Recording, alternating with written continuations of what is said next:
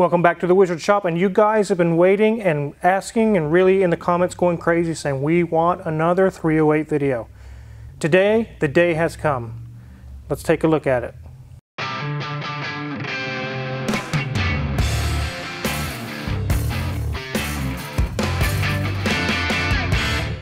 So everything in the engine bay is pretty much back together and the engine is running. And I'll show you guys. It starts and runs and it sounds so much better than it used to. When this car first came into this shop, it actually sounded like a WRX. It sounded like a Subaru Boxer motor. And that's the way it was filmed in Car Trek the whole time. If you really listen and you watch that, you'll notice that it's not firing on all 8 cylinders, but it is now. The carburetors are not perfectly dialed in, but they're very close. I need to do some fine tuning. I'm going to show you guys the little tool that I use to do that. But as we're working, we're finding more little issues to take care of, and we'll talk about those as well. Let's take a look in the engine bay. So before we started, there's a quick recap of everything we've done. We ensured that the timing belt and water pump and everything was done. We actually got a new water pump on. Thermostat's been replaced. We got a new belt. Got new valve cover gaskets. I've gone through the carburetors, but a lot of this work Magic Mike has done. He's cutting his teeth on old classic Ferraris. It also has a distributor delete that I've mentioned in the past from Nick Forza's Ferrari, and it is working perfectly well. And Magic Mike actually installed that himself, and it was really kind of easy. It wasn't too bad, was it? Yeah, it was pretty straightforward. They came with some really good instructions, which is always nice. Yeah, unlike Apollo 911, which had no instructions. So if you look down there, you can see that it now has a crank sensor right here installed, and it has a tone ring that's been installed onto the harmonic balancer. And that is how the ignition module tells where the engine is at and how to adjust timing accordingly. Underneath this flap,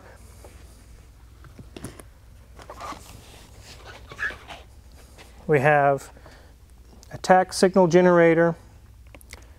This is our ignition module. It's an Electromotive XDI kit, and you can see it has Nick Forza's Ferrari decal on there. All the settings that you can set up on this for various different engines have been preset by Nick Forza's Ferrari for this engine, specifically for the 308 engine. It has some power relays and a whole bunch of wiring. We still have a lot of finishing up to do in here to make it look a lot nicer, but it now works. And you can see it has 4 coil packs divided into 2 little bases, little modules, I guess, with the wiring that goes to it there. We did find these plastic, they're made by Mayfer, something like that. But this car didn't originally come with these, the black portion here. I had to order those special. Actually, Nick Forza got a hold of me and he was like, yeah, you really need those. That's supposed to be on there. So we ordered those and now that's correctly installed. And you can see these big silver plates that Mrs. Wizard's looking at there is where the distributors used to be. They are no longer there. It did have some kind of a ghetto Ford 5-liter Mustang looking ignition system. I don't even know what it was. Somehow it worked, but you guys heard when it first arrived at the shop, it didn't work very well. It sounded really bad. So now that we've got it all running, let's go ahead and start it and let you guys hear it. You want to do the honors, Magic Mike? Sounds good.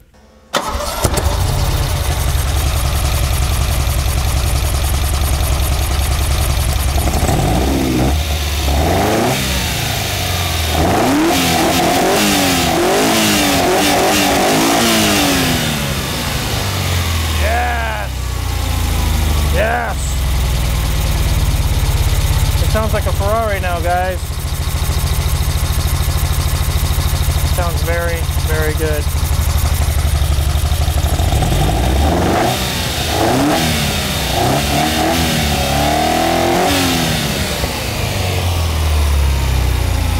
When I go to dial this in perfectly, I'll use this little tool here, and I'll show you how it works.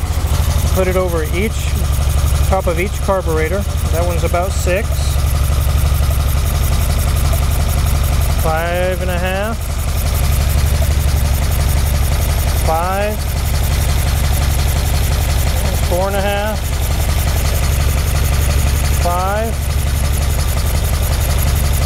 6, 6, 6.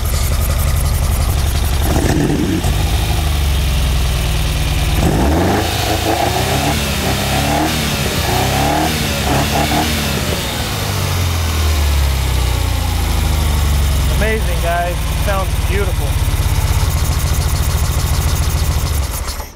Okay, Kyrus, you've really got to get this dialed in a little better. There's too many sixes in those numbers being read there that I don't want on my car. Yeah, that's kind of a bad number when you get 3 of them in a row. You can see that we've got it fairly close. Before it was like 2 and 8 and 10 and they were all over the place. And I've got them between 5 and 7 in that range. It's going to take some fine tuning to get them all even. It needs to be at a certain RPM. The engine needs to be warmed up. But I'm getting very, very close. But you can hear when you give it throttle, it no longer goes like a Subaru where it's very staccato. Like now it goes, whoa, whoa, whoa, whoa. It sounds like all 8 cylinders are firing. It sounds like a Ferrari. It sounds beautiful. So now I know I have a good engine. It runs very well. I was worried that there was something really wrong with the engine. I kind of took a chance, but now I know that there's not. All 8 cylinders are running very, very good. The carburetors, like I said, need to be finished to be dialed in. There's some CV boots that we need to do back here as well. And then we need to tidy up all the wiring and make it look really nice. We're getting really close to being done here in the engine bay. Some of you might have noticed the tire was spinning like it's in gear, but it's actually not in gear.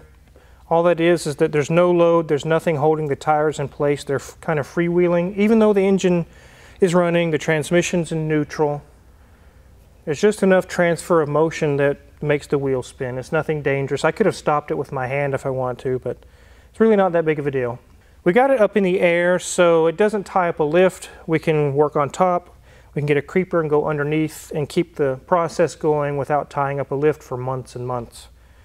So that's why it's kind of sitting up in the air a little bit right now. Let's go ahead and move into the interior. So now that the dash is back in, we've got Birdman fuses here installed. We're going to have Magic Mike go ahead and put the instrument cluster back in. There was nothing wrong with the cluster, it just had some bad wiring behind it. We'll get that back together and have all working gauges again. Some of the things I purchased here, if you remember, there used to be a customized Cannonball Run style looking panel here. It looked really bad because it was old and it was falling apart. But I was able to piecemeal it together, luckily, and find little pieces here and there. Just like this. This is the radio bezel, I guess you would call it. And it will fit right in through here. It'll get riveted up into there. This car never had this piece. It was missing. I was able to locate it. And we found a very shallow radio that fits perfectly. A lot of you mentioned that this wiring harness is not stock. It's been placed that way because it was customized, heavily customized. I'm not going to cut the wiring harness and hack it all up. I'm just going to leave it like it is, and I found a radio that will fit. It's made by Dual, which is a very cheap brand, but it was the thinnest one I could find. I don't need a big booming system in here. It just needs to play little tunes, and it will fit without modifying the harness. You mean it's going to do better than DVD China in the Lambo? Yes, it will do better than that. It won't shut down the car, at least the communications. Then I did find, this was a GTB-I, this panel that goes here. This was missing as well. I got a tiny Dremel tool and was able to cut the I off. So now it just says GTB. And we will put some fastening points into this.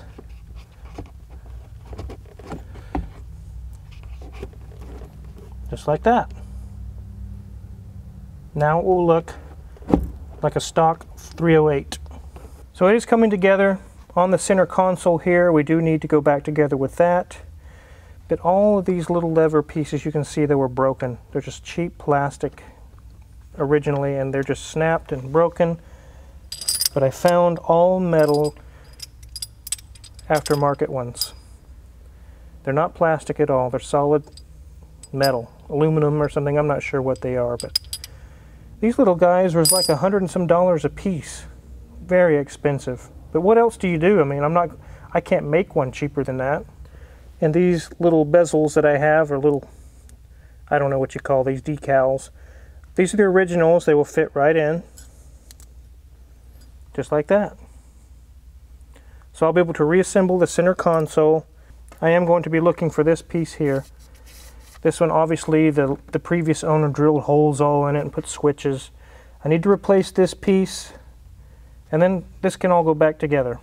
You can see that I have the parcel shelf. It's been refinished and put back in. It's nice and clean looking. We've got our nice burlap style headliner. I know it's not exactly original, but it's very close.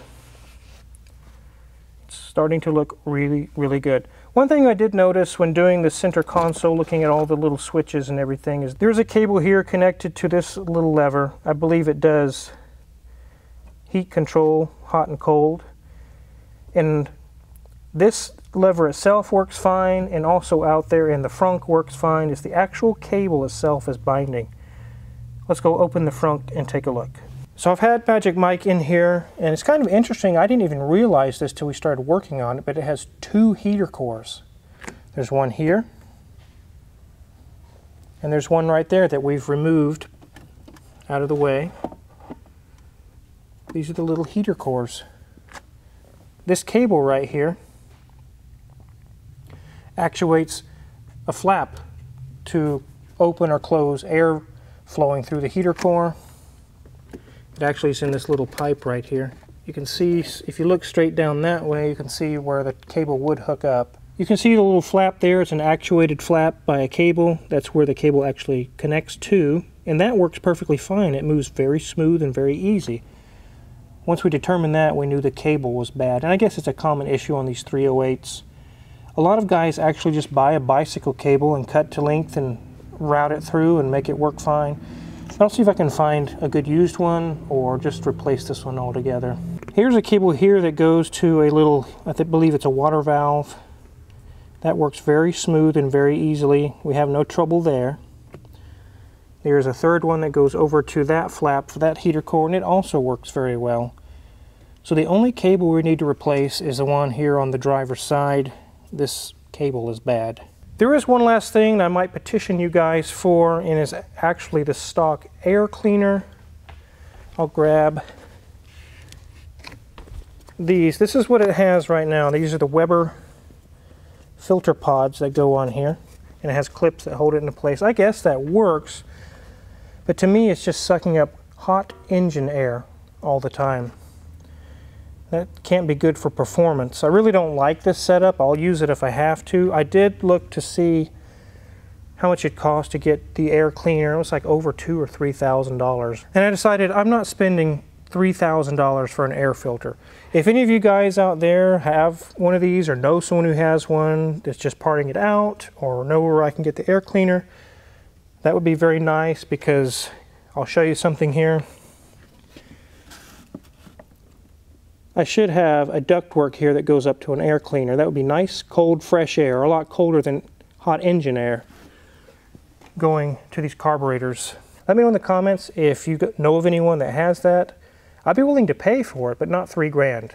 So you guys can let me know. Also, on that same note, if you know anyone that has a pair of 308 or 328 seats, I would also be willing to pay for those, but not $4 or $5 grand. The seats that it had, it said Rose, company Rose. I'm not sure what that is, but they were way tiny little seats. They're really not going to work for this application.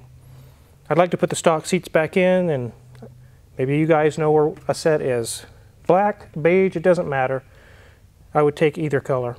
One thing that I'm not impressed with on this car is the exhaust. Although it looks okay, it's got 4 outlets, it's too quiet.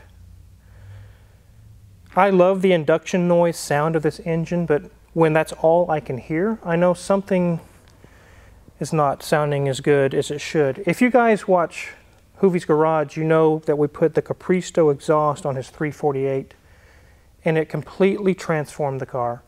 I don't think I'm going to spend that kind of money for that expensive of an exhaust, but I want something sounding similar to that, and I know these do not. These sound like 1974 truck mufflers or something.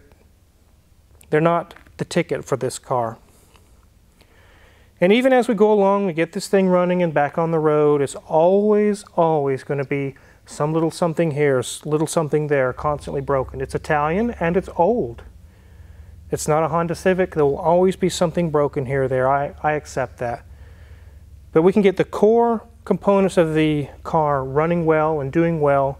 And then I don't mind having to trace a light out or a small leak or those things happen with old cars. But I'm very excited that it runs and it sounds really, really good. We'll take care of the cable issue, and then we'll be able to put the center console back together once I get also the little panel that goes in the middle. I'm gonna have Magic Mike put the cluster back in and get all the gauges working.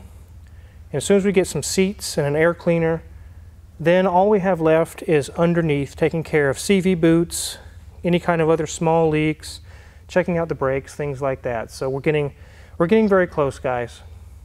So I'll have my car by the spring, right? Yeah, I'll have my car ready to go for the Cars and Coffee in spring. No, this is mine. I think once you drive it, you probably won't want to drive it anymore. Because No. the stick shift and it's loud and it's old. Sounds like someone I know. Okay, no.